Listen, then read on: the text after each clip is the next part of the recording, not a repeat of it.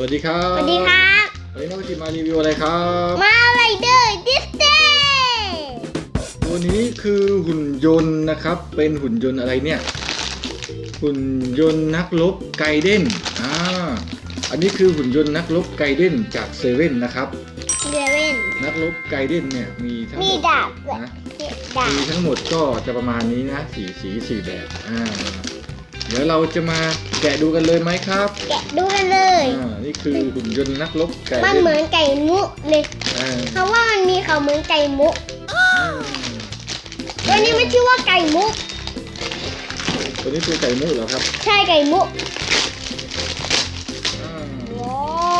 วดาบนี้ไหมหุ่นยนต์นักรบไกเด้นออกมาแล้วมันมีเสียงไหมเนี่ยเขาเขียนว่ามันมีเสียงมีไฟด้วยนะโอ้โหมีดาบมันนี่เราถือเล่นได้เลยนะเนี่ยมันใหญ่มากครับเพราะตัวมันก็ใหญ่มากนะครับนี่ตัวมันก็ใหญ่มากเรามาดูก่อนนะว่าหัวมันเป็นยังไงหัวมันขยับไม่ได้นะครับแขนขยับได้แล้วขาล่ะขาขยับได้นะครับที่เข็มขัดตรงนี้จะมีไฟนะแล้วมันจะมีเสียงด้วยนะครับแบบมันใหญ่มากนี่ด้านหลังนะครับเป็นที่ใส่ถ่าน มีที่ใส่ถ่านเราต้องใส่ถ่านไหมครับเนี่ยใช่ค่ะครับทำไมมันเย็นจังเลยแต่อันนี้มันเย็นมากเดี๋ยวเราจะใส่ถ่านดูนะว่ามันจะติดเปล่าไม่ถ่านชุดเกาะเหมือนชุดเกาะเลยตอนนี้ใส่ถ่านแล้วแต่ยังไม่เห็นสวิตช์กดทำไมมันไม่โอ้ย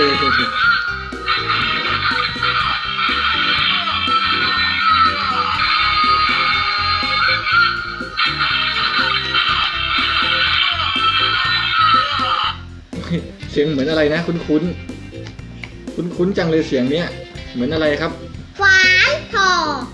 ใช่เสียงเดียวกับขวานทอเลยเดี๋ยวนี้ของเล่นมันต้องเป็นเสียงอย่างนี้กันหมดแล้วเหรอเนี่ยฮะเสียงเหมือนค้อนทอเลยครับเสียงเดียวกับค้อนทอเลยครับเนี่ยขวานทอไม่ใช่ค้อนทอวันนี้พ่อก็ยังติดฝาเข้าไปไม่ได้ครับใช่นะครับเสียงเดียวกันเลยนี่ครับข้างหลังนี่ข้างหน้านะที่กดเสียงมันจะอยู่ตรงด้านข้างตรงนี้ด้านข้างตรงนี้แต่ว่ามันใส่ดูสิ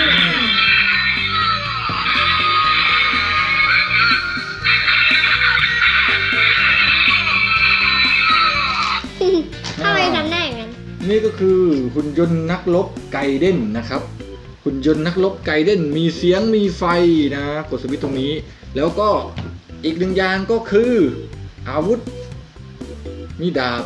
นี่มันใส่อาวุธกันเลยไหมมันมีอาวุธให้มีดาบใส่อาวุธแล้วเรามาดูสิมันใส่ยังไงครับ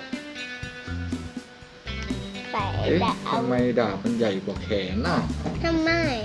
มันจะต้องมีช่องให้ใส่สิใช่มันต้องมีช่องให้ใส่สิตัวใหญ่แต่ว่าของนะดาบมันใหญ่กว่ามือจะใส่ยังไงล่ะครับดาบมันใหญ่กว่ามือนะหุ่นยนต์พูดไม่ได้ของเล่นพูดไม่ได้ดาบมันใหญ่กว่ามือมันจะใส่ยังไงเล่า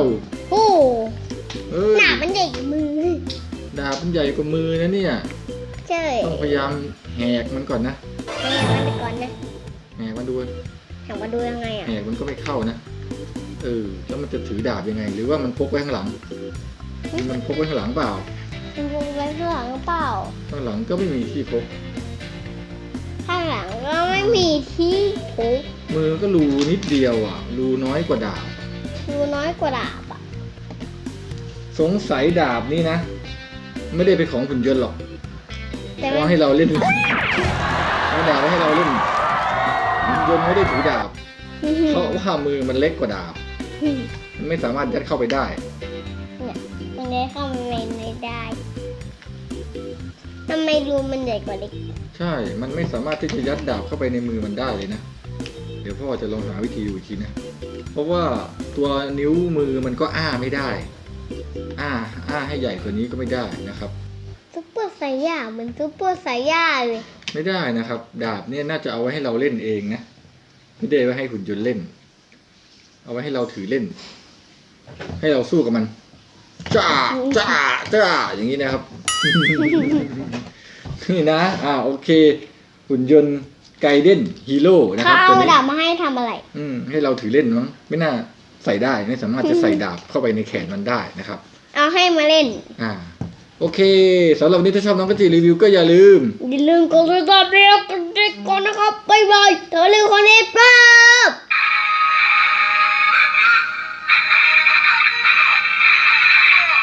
เป็นไงอะ